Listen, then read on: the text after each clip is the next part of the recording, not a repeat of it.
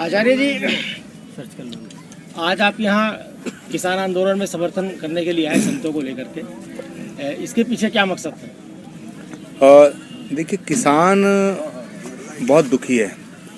किसान की पीड़ा का एहसास इस देश की सरकार को नहीं है। देश के संत हमेशा जब जब देश पे विपत्ति पड़ी है, संकट पड़ा है, तो राष्ट्र के लिए उन्होंने अपने जीवन को समर्पित किया है, अर्पित किया है। महर्षि दधीची ने अपनी अस्थियों को कुर्बान कर दिया था राष्ट्र के लिए। स्वामी विवेकानंद से लेके कितने ही संतों के उदाहरण हैं जिन्होंने इस देश की सेवा की है। आज देश में जो हालात हैं, देश का किसान सड़कों पर है, 70-75 दिन से ठंड में ठिठुर रहा है और देश की सरकार की कान पे जूं नहीं रेंग रही है, उल्टा देश के किसानों को बदनाम करने की साजिश कर रही है। तब देश के संत समाज ने ये फैसला लिया है कि हम अपना समर्थन किसानों को देंगे। और आज जगत गुरु शंकराचार्य सुमेरु पीठाधीश्वर स्वामी नरेंद्रानंद सरस्वती जी की उपस्थिति में देश के कोने कोने से आए प्रमुख संतों ने अपना समर्थन इस आंदोलन को दिया है।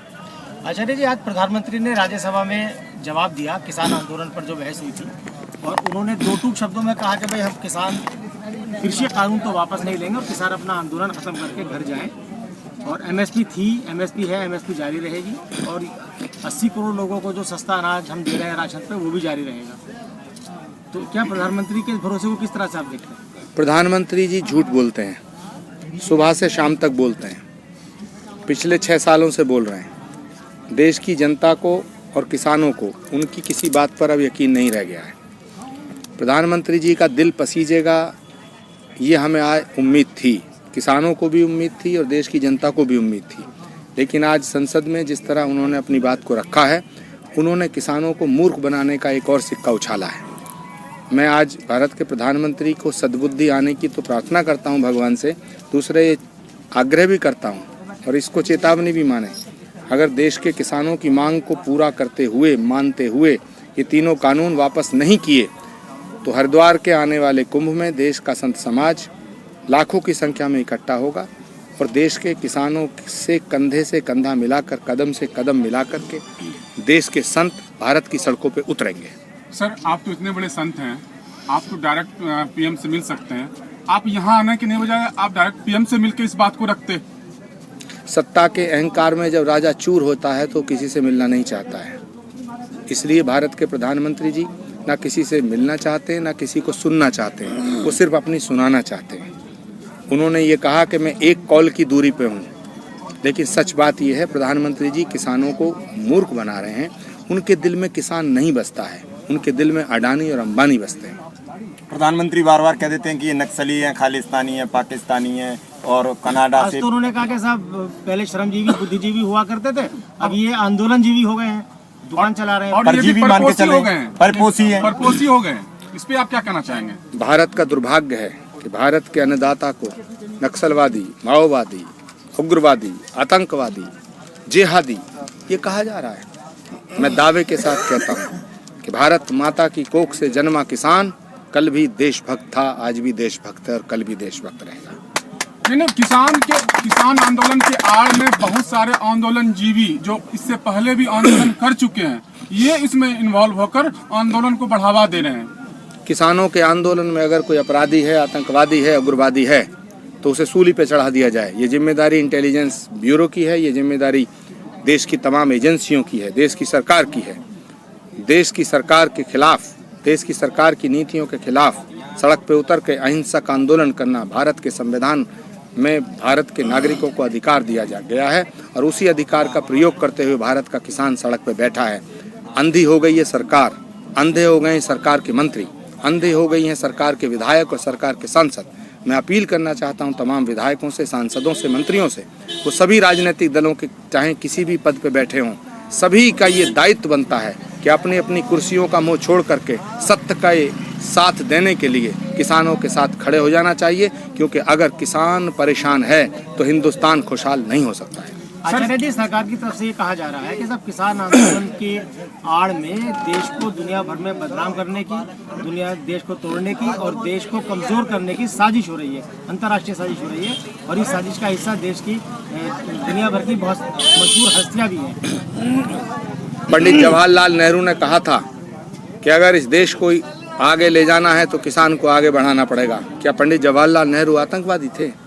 चौधरी चरण सिंह जी ने कहा था कि देश की खुशहाली का रास्ता खेत और खलियान से होकर गुजरता है। कि चौधरी चरण सिंह जी आतंकवादियों से मिले हुए थे? क्या उन्होंने देश का अपमान किया?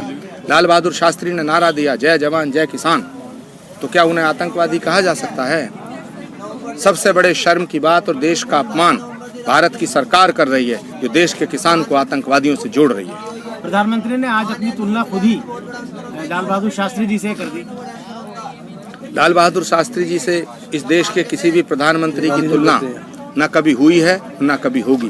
सर आज संत समाज ने कहा है कि अगर आंदोलन ऐसे ही आगे चलेगा तो हम यहाँ आमरण अनशन करेंगे। तो इसका क्या आगे परिणाम होगा? क्या संत समाज वास्तव में आंदोलनरत रहकर यहाँ करेगा आमरण अनशन? देखिए, इस आंदोलन में 100 से ज्यादा किसानों ने अपनी शहादत दी है। 172 अभी हरपाल सिंह जी ने बताया। 172 किसान दिल्ली की दहलीज पे दम तोड़ देते हैं और देश की सरकार का कोई मंत्री, बीजेपी का कोई बड़ा नेता, इनके राज्यों का कोई मुख्यमंत्री एक संवेदना का ट्वीट नहीं करता है, बयान नहीं देता है। डूब मरना चाहिए ऐसी सरकार को। मैं धिक्कारता हूं ऐसी सरकार को। देश का किसान ठंड में ठिठुर रहा है, प्रजा ठंड में ठिठुर रही है, राजा ऐश कर रहा है और ऊपर से किसानों के ऊपर इल्जाम लगाए जा रहे हैं। मुझे अफसोस है, लेकिन देश की जनता अंधी नहीं है, वो देख रही है। 2024 में जिस देश की जनता ने सिंहासन दिया है वही इस सिंहासन को पलट के रख देगी। सर, लाल किले पे जो हुआ उस पर आप क्या कहना चाहेंगे? लाल किले की घटना पे। लाल किला भारत के स्वाभिमान का प्रतीक है, भारत के सम्मान का प्रतीक है, देश की सेनाओं के शौर्य का प्रतीक है। लाल किले की प्राचीर पर तिरंगे के अलावा कोई झंडा बर्दाश्त नहीं किया जा सकता है।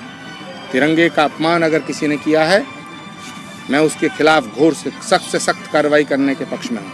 लेकिन भारत के गृह मंत्री को इस्तीफा दे देना चाहिए, जो लाल किले के सम्मान की रक्षा नहीं कर सकता। दिल्ली पुलिस कमिश्नर को बर्खास्त कर देना चाहिए, जो लाल किले के सम्मान की रक्षा नहीं कर सकता। बर्खास्त कर देना चाहिए भारत के गृह सचिव को, जिसने लाल किले पर तिरंगे के अलावा दूसरा झंडा फहराने दिया। ये तमाशा हो रहा देश की अस्मिता और अस्तित्व के साथ में। ऊपर से किसानों को दोषारोपण किया जा रहा है। किसान कभी भी तिरंगे का अपमान न बर्दाश्त कर सकता है, करने की तो बात छोड़ दीजिएगा। ये भारत की सीमाओं की रक्षा करने के लिए जो जवान अपनी जवानियां कुर्बान कर रहे हैं, ये किसानों के बेटे हैं। जिस किसान का बेटा सरहद की रक्षा में खड़ा है, वो किसान तिरंगे का अपमान कैसे कर सकता है? जिन्होंने तिरंगे का अपमान किया, जिन्होंने लाल किले पे दूसरा ध्वज फहराया, मैं उन्हें उग्रवादी, आतंकवादी कुछ भी मानने को तैयार हूँ, लेकिन देश के किसान को उग्रवाद से जोड़ना बहुत बड़ा पाप होगा, बहुत बड़ा गुनाह होगा। उसी आंदोलन के आड़ में ना सर ये घटना घटित हुई, इसकी जिम्मेदारी कौन लेगी? देश की सरकार लेगी। और कौन लेगा? दिल्ली पुलिस लेगी। क्यों जाने दिया उनको? लाल किले की सुरक्षा क्यों नहीं की गई? तमाम इंटेलिजेंस एजेंसी जब कह रही थी कि लाल किले पे जाएंगे तो क्यों जाने दिया? तो इसके आप सवाल ये हमसे कर रहे हैं। सवाल आपको देश के गृह मंत्री से पूछना चाहिए कि लाल किले के सम्मान की रक्षा क्यों नहीं कर पाए। आप सरदार पटेल की बात करते हैं, सरदार पटेल होने का दावा करते हैं। सरदार पटेल अगर होते और सरदार पटेल की आत्मा देख रही होगी तो धिक्कारती होगी आपको। आप कमजोर गृह मंत्री हैं, आपको गृह मंत्री बनने रहने का अधिकार नहीं है। जो गृह मंत्री, जो प्रधानमंत्री देश के लाल किले के सम्मान से समझौता कर जाए, उसे अपने पद पे बने रहने का अधिकार नहीं है। लेकिन सरकार किसानों पे थोप रही है इस घटना को और किसान सरकार पर, लेकिन देश के प्रतिष्ठा पर तो आंच हुआ। आखिर देश तो भुगतेगा जो पड़ोसी मुल्क हमारा कमेंट्स पास कर रहा है, पूरा विश्व हंस रहा है। जिम्मेदारी कौन लेगा आखिर? सरकार आरोप लगा रही है, किसान सत्य बयां कर रहा है। जो हुआ पूरी दुनिया ने देखा। लाल किले की प्राचीर पे तिरंगे की जगह दूसरा झंडा फहरा कैसे दिया गया? आप तो कहते हो आप महाबली प्रधानमंत्री हैं, आप तो कहते हो आप बड़े ताकतवर गृह मंत्री हैं, आप तो चुटकी बजाते हैं, सर्जिकल स्ट्राइक कर देते हैं, आधी रात को फैसला लेते हैं, नोटबंदी कर देते हैं, तमाम 1500 कानूनों को आप चुटकी भर में बदल देते हैं। आप तो कहते हैं परिंदा पर नहीं मारेगा, देश की सुरक्षा चाक चौबंद है। देश की राजधानी के अंदर, लाल किले के अंदर जो लोग उपद्रवी थे वो घुस कैसे गए, उन्हें रास्ता कैसे दिया, सवाल ये है। और इस सवाल का जवाब भारत का बच्चा बच्चा मांगेगा और इस सरकार को देना पड़ेगा। सर 2 महीने से ऊपर हो गए इस आंदोलन को। 2 महीने से सर आपने ना कुछ बोला ना कुछ कहा, लेकिन आज अचानक कैसे? हमें उम्मीद थी कि देश की सरकार का हृदय पिघलेगा, लेकिन हमें ये उम्मीद कतई नहीं थी कि देश की सरकार के सीने में दिल नहीं है, पत्थर है। और आज उसका प्रमाण संसद में मिला। हमें उम्मीद थी कि भारत का प्रधानमंत्री आज देश की संसद में देश के किसानों की पीड़ा को देखते हुए इन काले कानूनों के वापसी की घोषणा करेगा, लेकिन प्रधानमंत्री ने वही रटा रटाया राग आलापा। इसलिए देश के संतों ने ये फैसला किया कि अब वो घड़ी आ गई है जब देश के किसानों के साथ कंधे से कंधा मिला करके उनका समर्थन किया जाए। सर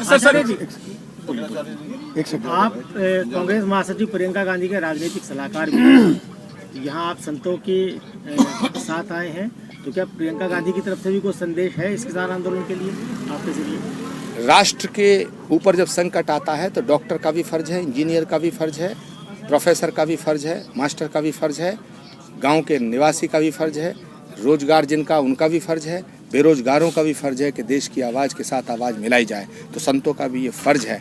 भारत का संविधान संतों को भी ये अधिकार देता है कि वो देश के हित में किसी का भी समर्थन करें और किसी का भी विरोध करें। इसलिए देश के संतों के साथ मैं कल की पीठाधीश्वर होने के नाते किसानों को समर्थन देने के लिए आया। सर लास्ट में सर, राज्यसभा में जिस तरह हमारे कृषि मंत्री ने कहा कि कोई तो बताए इस कानून में काले हैं क्या, अगर आप जैसे महानुभाव अगर नहीं बताएंगे इस कानून में काले हैं तो क्या तो कौन बताएगा फिर सरकार को? अगर कोई मंत्री के बयान पे मुझसे टिप्पणी देने के लिए आप कहें तो मैं देता। इन चपरासियों के बयानों पे क्या टिप्पणी दूं?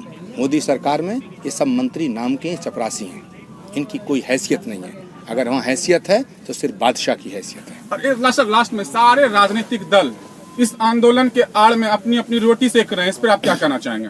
कोई राजनीतिक दल राजनीतिक रोटियां नहीं सेकना चाहता। देश का किसान ठंड में ठिठुर रहा है, इसमें कौन सी राजनीति है?